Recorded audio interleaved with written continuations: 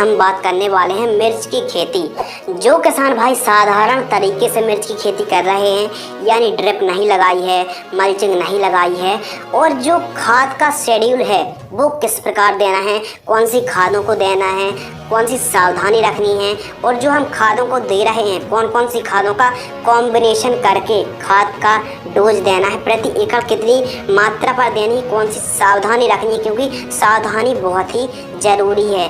तो जो खाद देंगे उसका भी कम खर्च पर अधिक उपज मिले और बेस्ट रिजल्ट हमको प्राप्त हो, ऐसे खाद के शेड्यूल के बारे में बताइए। पिछले काफ़ी दिनों से कमेंट्स आ रहे थे, तो किसान भाइयों के रिक्वायरमेंट के हिसाब से ही यह वीडियो बनाई जा रही है। तो वीडियो को ज़रूर लाइक करें और इस वीडियो पर कुछ ज़रूरी बातें हैं, कुछ ज़रूरी दिशा निर्देश हैं, तो कृपया ध्यान से सुनिए। ज़रूरी बात ये है कि जो हम खाद बताएंगे वो जो आपका प्लांट्स हैं जड़ों से लगभग 7 से 8 सेंटीमीटर दूर आपको एक गड्ढा खोदना है और गड्ढे की गहराई लगभग 6 से 7 सेंटीमीटर हो, ऐसा आपको एक गड्ढा खोदना है जड़ों से 6 से 7 सेंटीमीटर दूर। और उस पर आपको क्या करना है कि दूसरे दिन गड्ढे पर खाद को देकर गड्ढे को बंद कर देना है और वापस से आपको सावधानी पूर्वक काम करना है, क्योंकि जड़ें भी ना कटें। और उसके बाद खाद को आपको देकर जो हम मिश्रण बताने वाले हैं गड्ढे को वापस से बंद कर दीजिए और सिंचाई कर दीजिए, बहुत ही बेहतरीन रिजल्ट मिलेंगे। जो किसान भाई साधारण खेती कर रहे हैं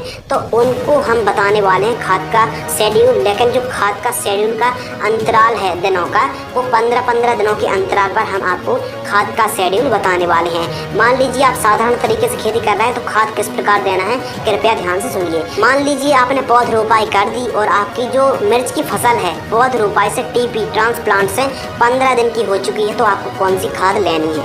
20 किलोग्राम यूरिया और साथ ही माइक्रो न्यूट्रिएंट सूक्ष्म पोषक तत्व युक्त खाद 3 किलोग्राम और साथ ही कार्बेंडाजिम 500 ग्राम, इन तीनों का मिश्रण तैयार करना है। और जड़ों के पास जो आपने गड्ढा खोदा है उस पर देकर गड्ढे को वापस से बंद करके दूसरे दिन आप सिंचाई कर दीजिए, बहुत ही शानदार तरीके से रिजल्ट प्राप्त होंगे। अब पौध रोपाई से 30वें दिन 15 किलोग्राम यूरिया और 25 किलोग्राम DAP के साथ 10 किलोग्राम MOP, इन तीनों को मिश्रण तैयार करके जड़ों के पास जो लगभग 6 से 7 सेंटीमीटर दूर जो गड्ढा खोदा है उस पर मिश्रण तैयार करके 1-1, 2-2 चम्मच के हिसाब से आप 1 एकड़ पर पूरा डोज हो जाए, इस प्रकार आपको देना है प्रति एकड़ की दर से।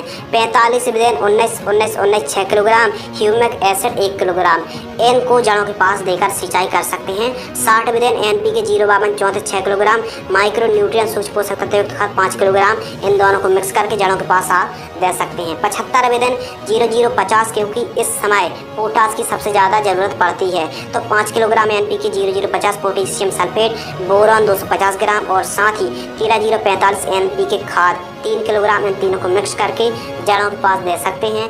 इसके साथ ही 90 दिन की जब हमारी मिर्च की फसल होती है तो कैल्शियम नाइट्रेट 10 से 15 किलोग्राम आप प्रति एकड़ की दर से दे सकते हैं। 115 दिन की फसल होती है तो magnesium sulphate 6 kilogram, ammonium sulphate 4 kilogram, इन दोनों को मिक्स करके जड़ों के पास देकर सिंचाई कर दीजिए। और जो गैप है 15-15 दिनों का आप अंतराल रख सकते हैं। जब हमारी मिर्च की फसल 120 दिन की होती है तो 13045 6 किलोग्राम, ह्यूमिक एसिड 1 किलोग्राम प्रति एकड़ की दर से आप दे सकते हैं। जब हमारी मिर्च की फसल 135 दिन की होती है TP से तो 0050 6 से 8 किलोग्राम दे सकते हैं। मिर्च की फसल 150 दिन के आसपास की होती है तो 1340-13 6 किलोग्राम, सल्फर 90% वाली 3 किलोग्राम, इन दोनों को मिक्स करके जड़ों के पास आप दे सकते हैं। और जब 170 दिन के आसपास की मिर्च की फसल होती है तो बेसल डोज आपको देना है DAP 20 किलोग्राम, MOP 25 किलोग्राम और यूरिया 30 किलोग्राम, इन तीनों को मिक्स करके जड़ों के पास देकर